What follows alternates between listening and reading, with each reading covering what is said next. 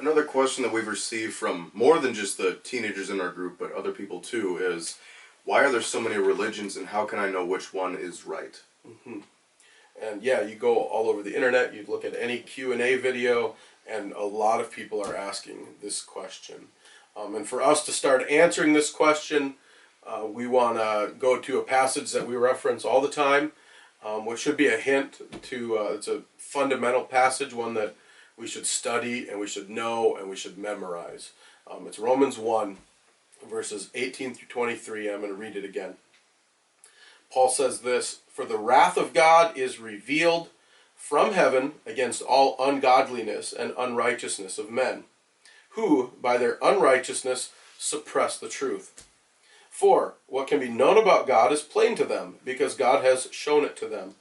For his invisible attributes, namely his eternal power and divine nature, have been clearly perceived ever since the creation of the world in the things that have been made. So they are without excuse. For although they knew God, they did not honor him as God or give thanks to him, but they became futile in their thinking, and their foolish hearts were darkened.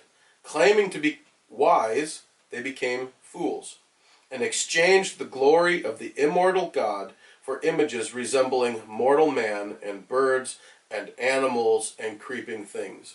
And so Paul's point is that God is clearly seen throughout all of creation, that every human being can see this God, and yet they suppress the truth in unrighteousness. They become foolish in their thinking, their hearts become darkened, and then what results is they start making up their own religions. They start worshiping, he says, birds and animals and images and things. They come up with their own religion because they see this, they can see God in creation.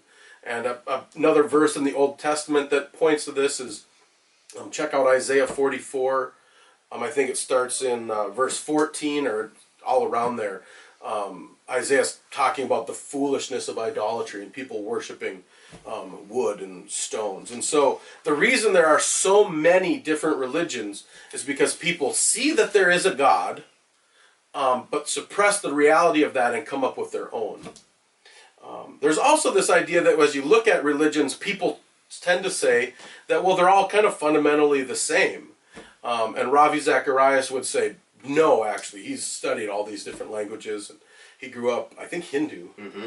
And he says, no, they're actually all fundamentally different and superficially the same. But there are similarities throughout the various religions. And Paul points to that too. If you flip the page and go to Romans 2, verse 15, Paul says, humanity show that the work of the law is written on their hearts. And so Paul says that every human being, God has written his law on their heart. And so they have this innate sense of what's right and what's wrong and what's good and what's evil. And it's there, they suppress it, and it kind of comes out in different ways. But as they're creating their own religion, there are some superficial similarities because God has written it on their heart as what's good and evil. Mm-hmm. And Jesus says in John chapter 14, verse 6, it says, Jesus said to him, "I am the way, the truth, and the life. No one comes to the Father except through me."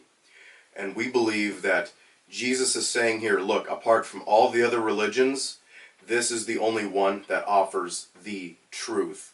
He says, I am the only way in which you can have eternal life and access to the Father. Apart from a Christian worldview, apart from seeing the world through Christ's lens and the work that he accomplished on the cross, nothing makes sense in the world. It is impossible for anything else to be true. Or as Greg Bonson would say, it is the impossibility of the contrary of anything else. So if you want the truth, not the lies that this world has to offer, not the gods that we've created amongst ourselves, but if you want the truth, you go to Jesus, the way, the truth, and the life.